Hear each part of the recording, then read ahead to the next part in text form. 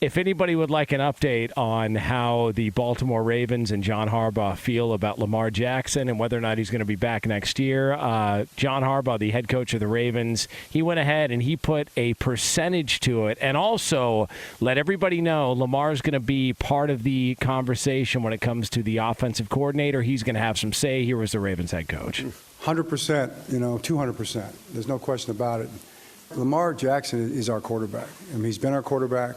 Everything we've done in terms of building our offense and building our team, how we think in terms of people and put people around him, is based on this incredible young man and his talent, his ability, and his competitiveness. I've loved Lamar. Eric loves Lamar. And it's not going to change in the future. So I don't know anything about the details of the whole thing, but I know one thing. I'm like all the fans out there and everybody else. I'll have my fingers crossed and my toes crossed, and I'll be saying prayers. And I have every faith that it's going to get done. And we've got the best people in the world doing it. Eric wants him here. I want him here. Steve wants him here. And Lamar wants to be here.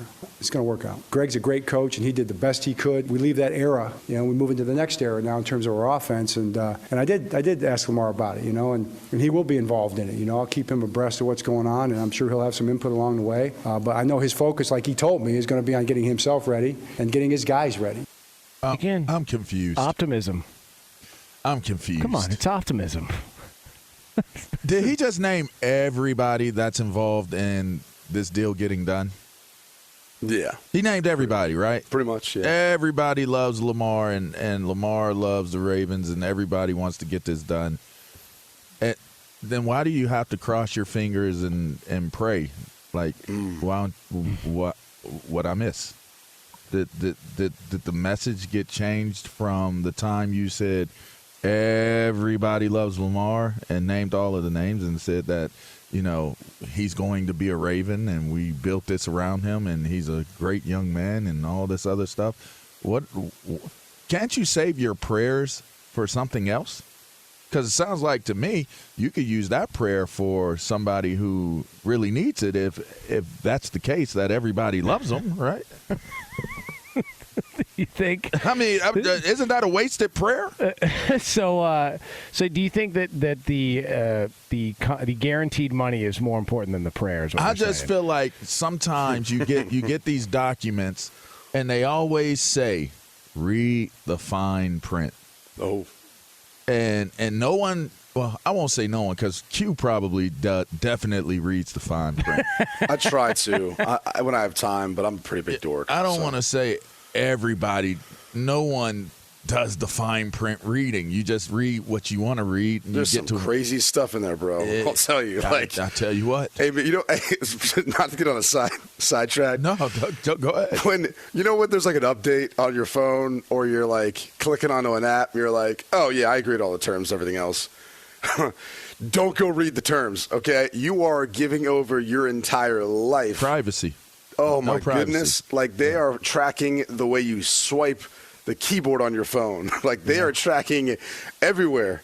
Yeah. I will repeat that, everywhere you go on your phone. And it's not even like it's just Apple doing it. It's like every single app company, and every single time you agree to that, like all those companies are doing it. They are following. They know all your little dirty secrets. All right, I'll just leave it at that. So do not read the fine print. Live your life in bliss here on a Football Friday. Well, yeah, all right, I'll leave it at that. Well, maybe that just puts it in context, right? Let's just live in bliss and think that everything is going to work out with Lamar Jackson and the Ravens. Look, he's 200%. He's going to be back. I mean, not even 100%. He did say 200%. 200%. I just don't understand, why do you have your fingers crossed, and why are you praying that it gets done? If all of these elements, as the head coach that you're speaking of, are all in line, why isn't the deal already done? Is 200%? Like, wouldn't that be like a double negative? Yeah, like maybe you're too far over. You're too far. Now he's not coming back. Because if it's 100% certain he's coming back, he's coming back. Now you're 200%. It's like, I'm so over certain now he's not coming back. Basically, if it was a 10-question quiz, they gave you 10 extra credit points. Right.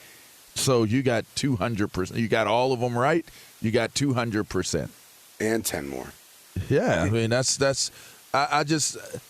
just trying to understand if this is where we're at with Lamar Jackson and his scenario and situation. And I like the fact that Harbaugh came out, by the way, and was definitive in his declaration of what he feels about Lamar Jackson. But I feel like I'm not taking it out of context. I mean, we had to talk about the whole context of, the whole Aaron Rodgers thing yesterday. But now today, I don't feel like it's hard to take this out of context at all. They want Lamar Jackson. And they want to make Lamar Jackson happy. I will say this, all seriousness. I will say, I think what I took away from what Harbaugh said is basically, we just really need Lamar to help us get this done. I just really feel like he just made a public plea as to, we just need you to be reasonable so that we can get this done. Can I ask this question? Yeah, go ahead.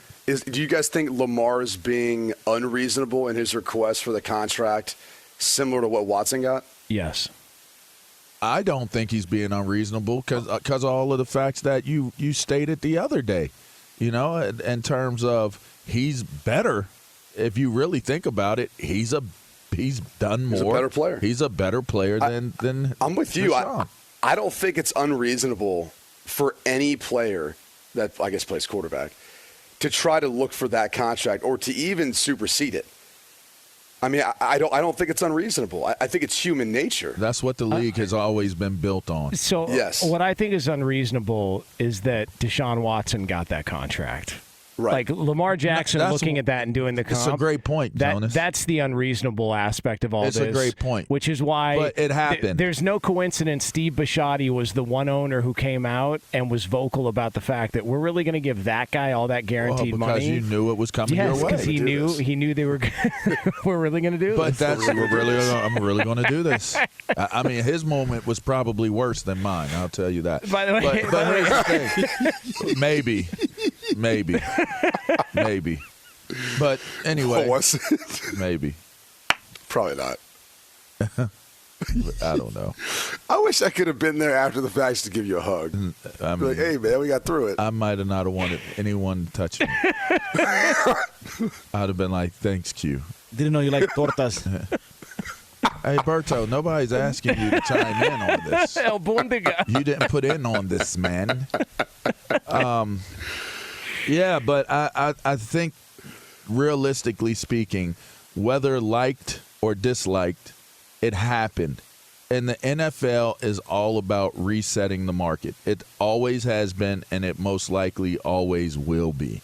So the moment someone gets the highest contract, which, by the way, is a storyline that is very familiar with driving the entertainment value and the aspects of the game itself, you have to be aware of the fact, or you have to understand that the best players are going to come out that have arguably measurables that are comparable or better in terms of age, in terms of accomplishment, and they are going. It was no different than when Patrick Mahomes got his deal. I mean, Dak Prescott was basing what he wanted off of Pat's deal and wasn't going to do anything differently. Now, it might have not have been as much as Patrick. He wasn't trying to go for more. But you know what? If I'm Dak's agent and I'm Dak, I know I'm not better than him. So I'm going to go for something in the realm of what it is that Patrick Mahomes received. But I'm not going to necessarily sit down and throw down and say I better get more. In this scenario, it's different. Lamar Jackson is a league MVP. Lamar Jackson is still a young quarterback, a young budding quarterback. He still has a ton of potential.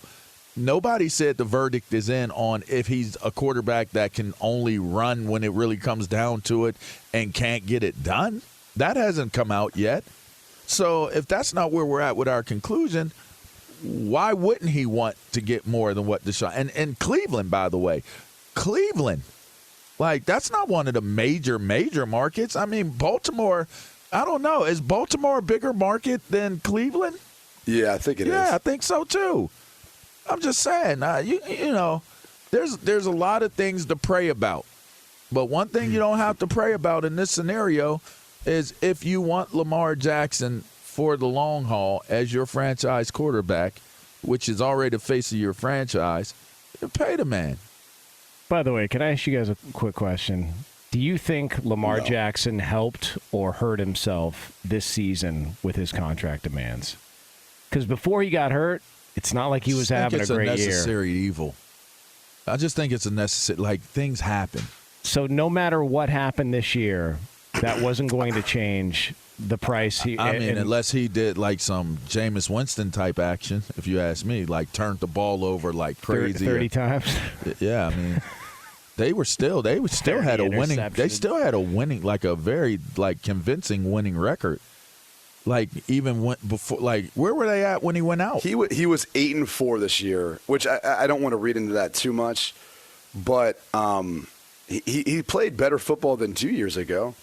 At least from a quarterback perspective. So, I mean, I look at it and I don't think he hurt himself at all.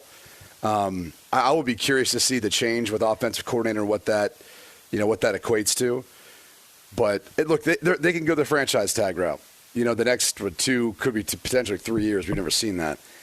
But that's the direction this is headed. It just comes down to, is he willing to try to pull a Le'Veon Bell to prove his point in terms of a long-term deal? We heard Albert Breer throw out the numbers. What does he say, $45 million he'd get for a 1-year fully guaranteed deal? Yeah, something like that.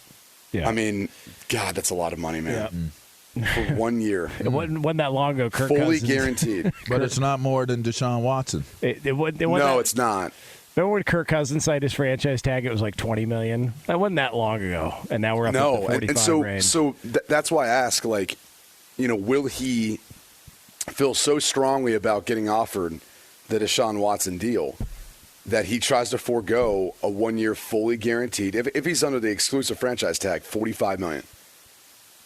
That to me is what could be crazy. But yeah, it's we'll be monitoring that over the next couple of months, no doubt.